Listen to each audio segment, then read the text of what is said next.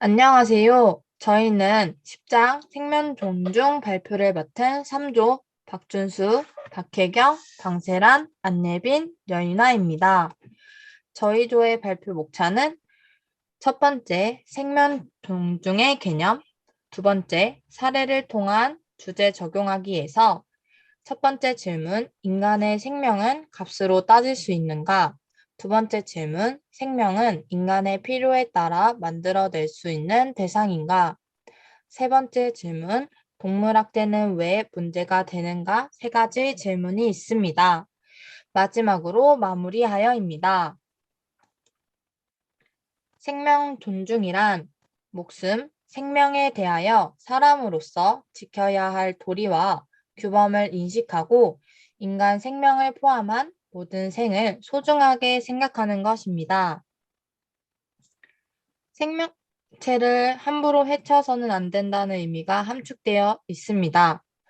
또 저희는 이 개념을 구체화시키기 위해 사례를 들며 서로의 의견을 나눠보았습니다. 첫 번째 사례로는 필립 모리스의 조기 사망 이익 보고서입니다. 이는 체코 정부가 담배는 국민의 건강에 미치는 악영향을 고려하여 담배에 더 많은 세금을 부과하려 하자 세계 최대 담배 회사인 필립 모리스가 사람들의 흡연을 해서 일찍 사망하게 되면 정부가 건강보험이나 연금 지급과 관련된 비용을 줄이게 되므로 비용의 측면에서 정부에게 도움이 된다라는 내용의 보고서를 제출한 사건입니다. 위 사건으로 저희 조는 인간의 생명에 비용을 매길 수 있는가에 대해 의견을 나누어 보았습니다. 저희 조는 모두 인간의 생명은 값으로 따질 수 없다라고 답하였습니다. 그럼 그렇게 생각하게 된 이유를 각각 들어보겠습니다. 저는 인간의 생명은 값으로 따져서는 안 된다고 생각합니다.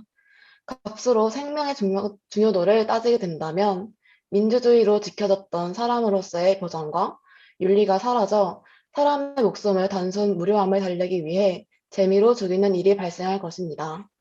돈으로 배상하면 되니까요.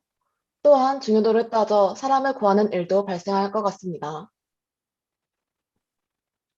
네, 저는 인간의 생명은 값으로 따져서는 안 된다고 생각하는 입장입니다.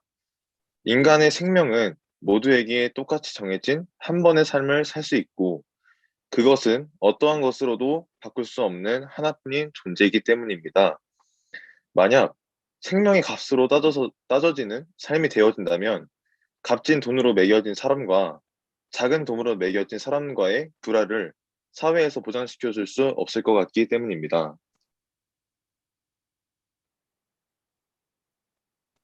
저는 인간의 생명을 값으로 따져서 안 된다고 생각합니다. 인간의 생명은 다른 생명들과 같이 정말 중요합니다. 생명 하나의 값을 정하는 건 매우 불공평할 뿐더러 무슨 이유이든 정당화할 수는 없습니다. 저는 인간의 생명은 값으로 따져서 안 된다고 생각하는 입장입니다. 어떠한 기준으로 인간의 생명에 각각 가격표가 붙게 된다면 가격의 편차로 생기는 계급사회가 생길 뿐더러 모든 생명은 소중히 여겨야 하는데 값이 비싸다는 이유로 가치 있는 생명과 값이 싸다는 이유로 가치 없는 생명이라고 생각하는 사회가 만들어질 것입니다. 또 인간의 생명을 돈으로 사고 파는 성매매와 같은 불법적인 거래들이 늘어날 것이고 사회적 약자들이 표적이 되는 상황들이 발생할 것 같습니다. 저는 인간의 생명을 값으로 따져서는 안 된다고 생각합니다. 생명의 값을 매기려는 것은 불공정하다 생각하며 이는 더 많은 차별과 반란으로 나타날 것입니다. 그렇기에 합당하지 않다는 생각이 들었고 그 자체가 생명의 값을 매길 수 없는 이유입니다. 또한 흡연자가 비흡연자가 된다면 어떤 방법으로 값이 다시 매겨지게 될 것인지도 모호합니다. 값이 싼 사람은 비척당하는 등 사회적 분위기도 달라질 것 같습니다. 두 번째 사례로는 죽은 아들의 정자를 이용하여 디자이너 손자를 탄생시킨 부부의 사례입니다. 부유한 영국인의 부부가 아들이 젊은 나이에 사망하였고, 사망한 아들의 정자를 채취하여 난치병 환자의 치료를 위한 기술인 체세포 배아 복제 기술을 이용하여 아기를 탄생시켜 법적, 윤리적으로 문제가 있다고 발표한 사건입니다. 이 사례를 보고 생명은 인간의 필요에 따라 만들어낼 수 있는 대상인가에 대해 윤리적으로 옳은 일인가 아닌가에 대해 의견을 나누어 보았습니다. 저희 조는 모두 윤리적으로 옳지 않다라고 답하였습니다. 먼저 여인아 학생의 의견을 들어보겠습니다. 저는 불의의 사고로 사망한 이들의 아들의 동의 없이 손자를 인위적으로 탄생시킨 것에 윤리적으로는 옳지 않다고 생각합니다. 생명을 당사자가 아닌 제 손자가 인위적으로 만든다는 건 윤리에 어긋나는 행동인 것 같습니다.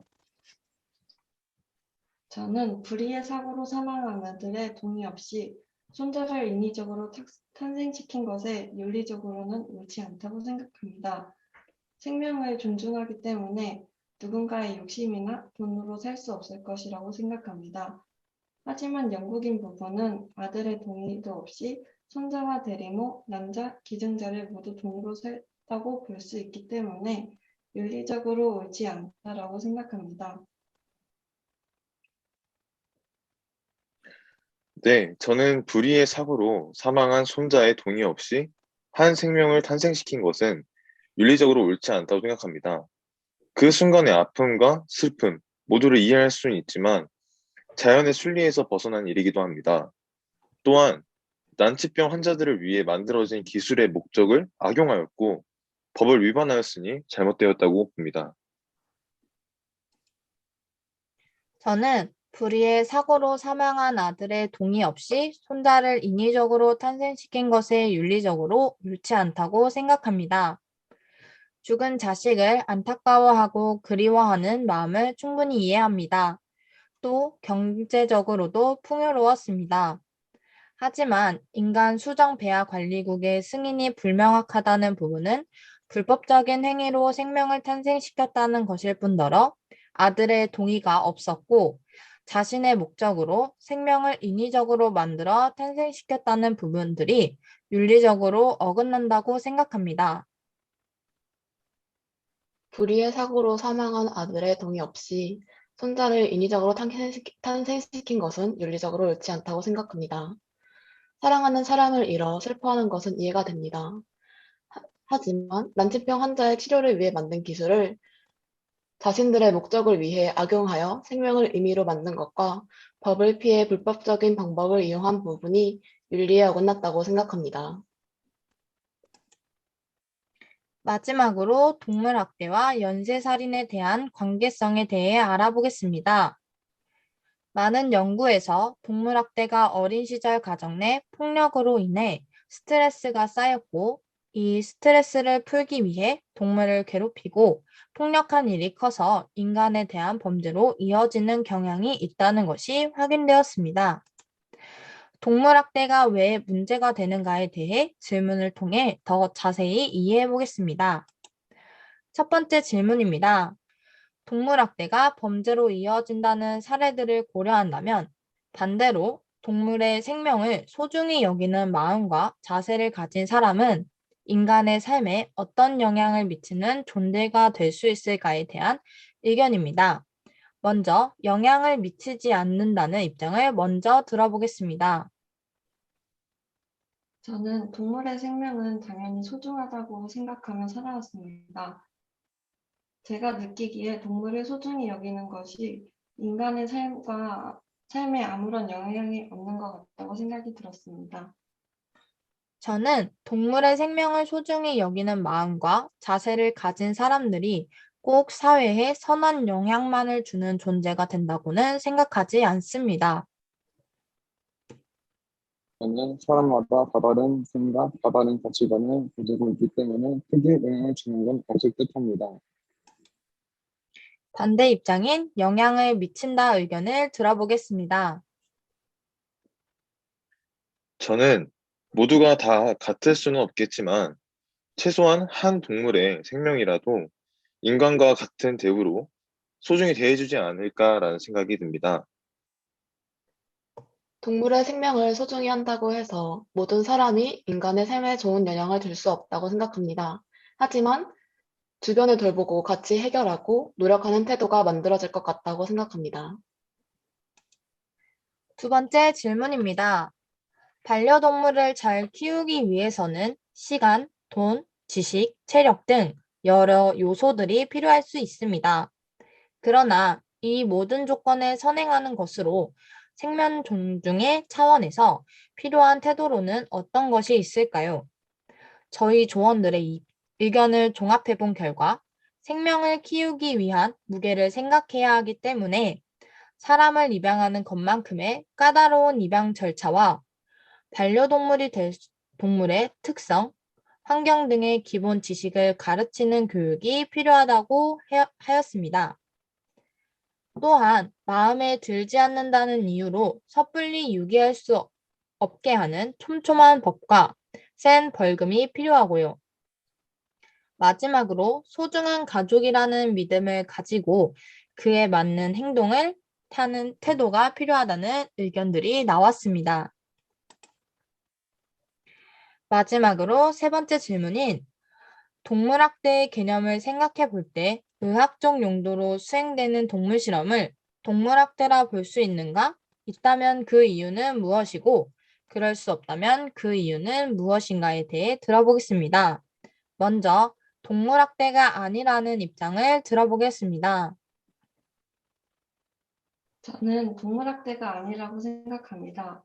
현재 코로나 백신을 위해 투국에는 수십만 마리가 포획되고 있지만 전 세계적으로 백신 공급은 불가피한 상황입니다. 그러므로 동물 실험이 동물학대라고 단정지을 수는 없다고 생각합니다. 반대로 동물학대이다라는 입장도 들어보겠습니다. 저는 동물학대라고도 볼 수 있을 것 같습니다. 만약 의학적 용도로 수행된다고 해도 그것이 사람이었다면 그것은 인체 실험으로 불법이 되었을 것입니다. 그렇기에 저는 동물로 실험을 한다는 것도 동물학대로 들어간다고 생각합니다. 저는 동물학대인 것 같습니다. 실험 동물을 실험 과정에서 고통을 경험하도록 방치되는 경향이 크고 무분별한 실험으로 죽는 동물들이 많기 때문입니다.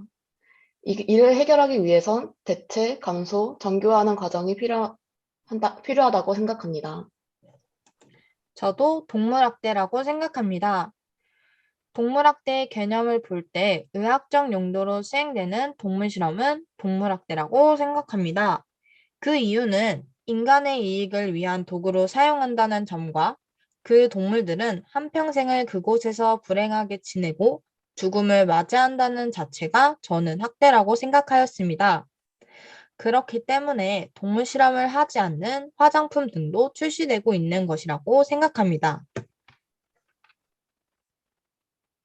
저는 동물이 자체적으로 실험에 참여한 것이 아니라 강제적으로 끌고 와서 동물 실험을 하면 그것은 동물 학대라고 생각합니다. 세 번째 목차로 마무리하여입니다. 생명 존중의 윤리에서 우리가 우선시해야 할 것은 모든 생명이 가진 가치를 존중하고 인간이 다른 생명들과 조화를 이루며 더 나은 세상이 구축되게 균형을 잡는 것입니다. 그렇기 위해서는 어렵고 힘들겠지만 서로를 이해와 배려, 존중하여 함께 이루어 나가는 사회가 되어야 할 것 같습니다. 이렇게 각자 생명 존중의 윤리를 생각하고 각자의 의견과 생각을 나누는 의미 있는 시간이었던 것 같습니다. 저희 3조의 발표를 들어주셔서 감사합니다.